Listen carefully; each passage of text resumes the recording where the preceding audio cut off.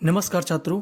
इस video class में हम लोग प्रेजेंट इंडेफिनिट टेंस को पूरा का पूरा कंप्लीट करेंगे, वो भी एक बार में। ये क्लास ऐसे बच्चों को भी मदद करेगी जिन बच्चों को प्रेजेंट इंडेफिनिट टेंस के बारे में ज़रा सा भी नहीं पता। तो हम लोग बच्चों को 0 से लेकर 100 तक ले जाने का प्रयास करेंगे। तो चलिए फिर हम लोग करते हैं शुरुआत। तो सवाल ये है कि प्रेजेंट इंडेफिनिट टेंस किसे कहते हैं। बिल्कुल सिंपल भाषा में समझे हम लोग तो प्रेजेंट इंडेफिनिट टेंस ऐसे वाक्य जिनमें वर्तमान की आदतों का मतलब होता है हैबिट्स, नियमित कार्य, रिपीटेड एक्शन, यानी जो काम बार बार हो उसे हम लोग बोलते हैं रिपीटेड एक्शन या नियमित कार्य। शाश्वत सत्य, यूनिवर्सल ट्रूथ को दर्शाया जाता है हम लोग प्रेजेंट इंडेफिनिट टेंस कहते हैं। शाश्वत सत्य का मतलब क्या होता है?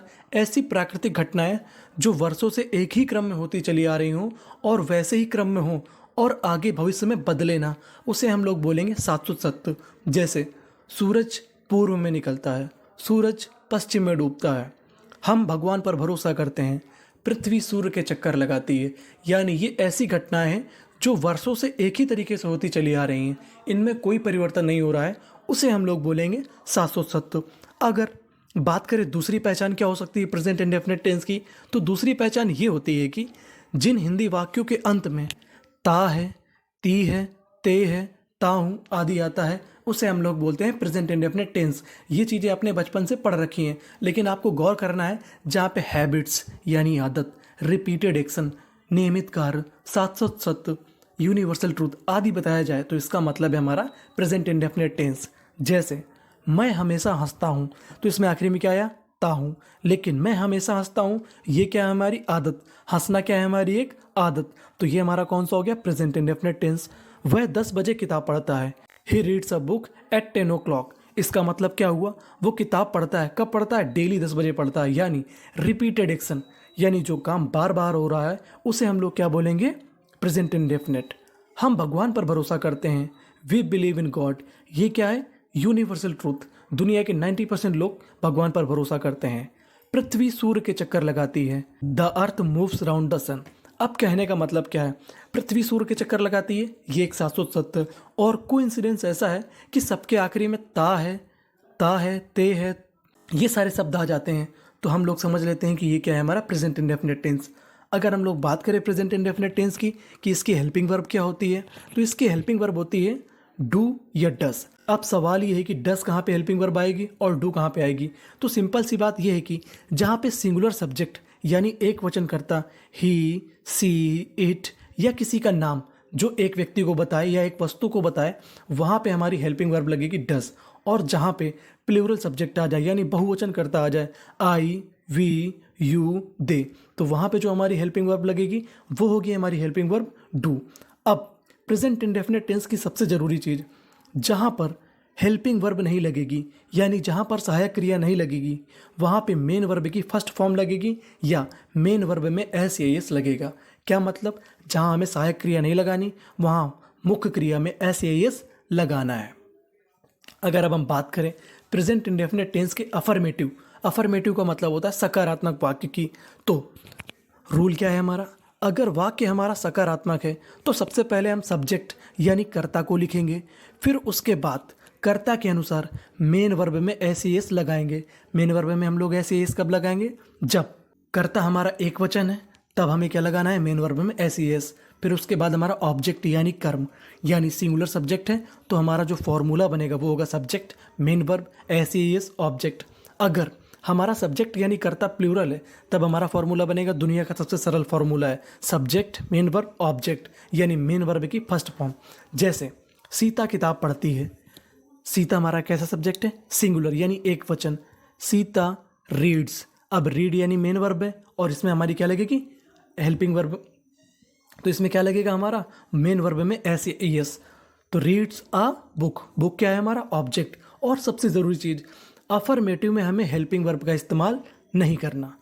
वह पत्र लिखती है, शी राइट्स अ लेटर, कर्ता, क्रिया, कर्म। तो क्रिया में हमारा क्या आया? एस या एस। अगर हमारा सब्जेक्ट प्लूरल है तो हमारा क्या करेंगे?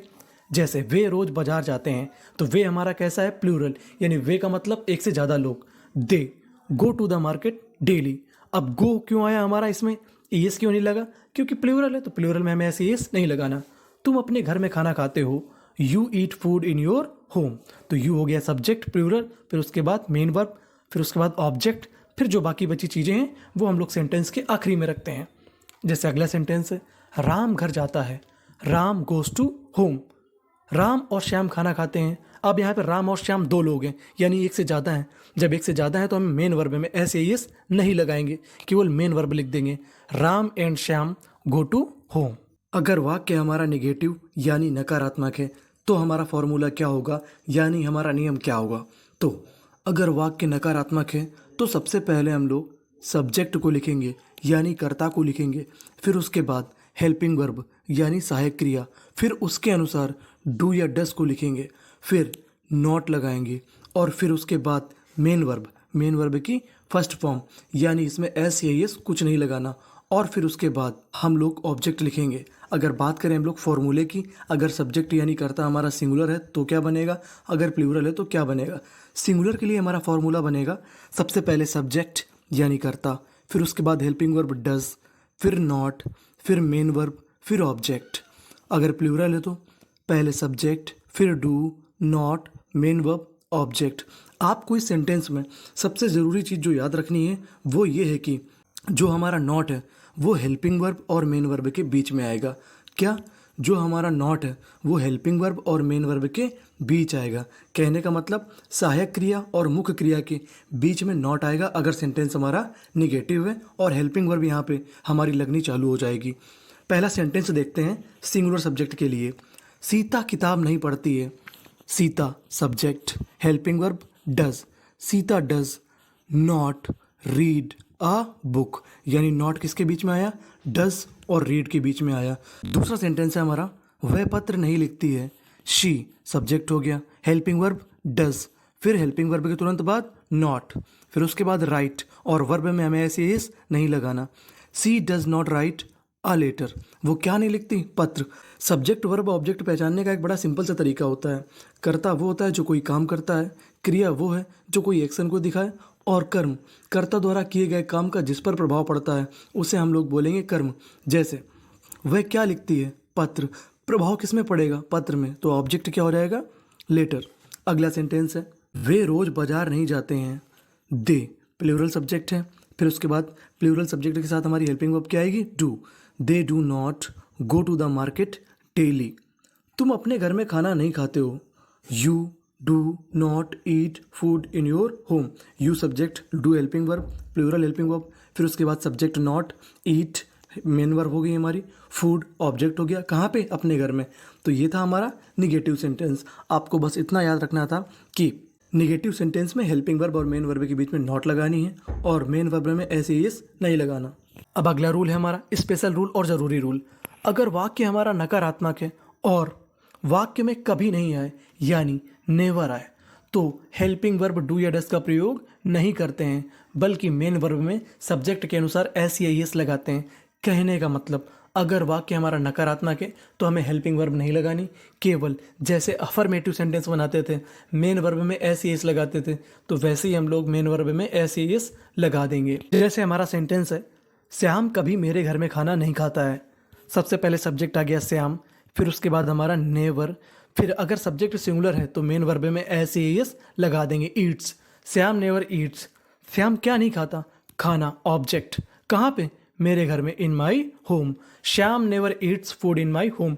ये पूरा हमारा अफर्मेटिव के तरीके बना। नेवर आ गया, उसके बाद अगर सब्जेक्ट सिंगुलर है तो हमने एस ई एस लगा दी।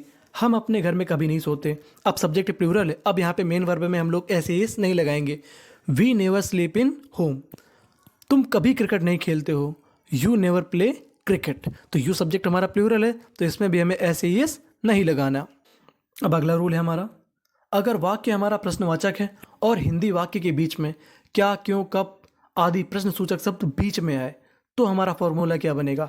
तो सबसे पहले हम लोग क्वेश्चन वर्ड की इंग्लिश बनाएंगे, फिर हेल्पिंग वर्ब डू या डज लिखेंगे, फिर उसके बाद सब्जेक्ट, मेन वर्ब, ऑब्जेक्ट, और लास्ट में क्वेश्चन मार्क। कहने का मतलब जो क्या वाला फॉर्मूला था सेम वही रहेगा, बस क्वेश्चन वर्ड की हम लोग सबसे पहले इंग्लिश बना देंगे।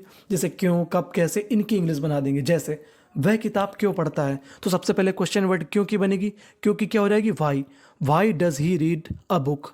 राम क्रिकेट कहाँ खेलता है, where does Ram play cricket, यानी वेयर जो हमारा क्वेश्चन वर्ड है वो सबसे पहले आएगा, बाकी सेम फॉर्मूला। राम हमारा सिंगुलर सब्जेक्ट है तो does, where does Ram play cricket. हम तुम्हारे घर कब जाते हैं, when do we go to your house. Ram और श्याम क्या करते हैं, what do Ram and Shyam do. अब इंपॉर्टेंट रूल, अगर वाक्य हमारा प्रश्नवाचक है और प्रश्नवाचक जो शब्द है वो है हमारा हु यानी कौन, तब सबसे इंपॉर्टेंट बन जाती है चीज़ हमारी कि इन वाक्यों को हम लोग सकारात्मक वाक्यों की तरीके से बनाते हैं, क्योंकि जो हु होता है हमारा वो कर्ता का काम करता है सब्जेक्ट का, तो इसे हम लोग अफर्मेटिव सेंटेंस के तरीके बनाएंगे। तो फॉर्मूला बनेगा सबसे पहले हु, फिर मेन वर्ब के बाद एस ई एस, फिर ऑब्जेक्ट। किताब कौन पढ़ता है, हु रीड्स अ बुक। मैदान में क्रिकेट कौन खेलता है, who plays cricket in the field. अब अगला रूल है हमारा, अगर वाक्य हमारा इंटेरोगेटिव और निगेटिव दोनों है तब हमें क्या करना है। तो इसका जो फॉर्मूला है वो प्रश्नवाचक वाला ही रहता है, लेकिन आपको एक चीज़ याद रखनी है कि अगर वाक्य इंटेरोगेटिव और निगेटिव है तो कर्ता यानी सब्जेक्ट के बाद हमें नॉट लगा देना है। सिंपल सी बात, इंटेरोगेटिव और निगेटिव है तो कर्ता के बाद नॉट लगा देना है, यानी सब्जेक्ट के बाद नॉट, सब्जेक्ट के बाद नॉट। वह किताब क्यों नहीं पढ़ता है, वाई डज ही, सब्जेक्ट आ गया उसके बाद नॉट, बाकी same formula, why does he not read a book. Ram cricket कहाँ नहीं खेलता है, where does Ram not play cricket. हम तुम्हारे घर कब नहीं जाते हैं, when do we not go to your house.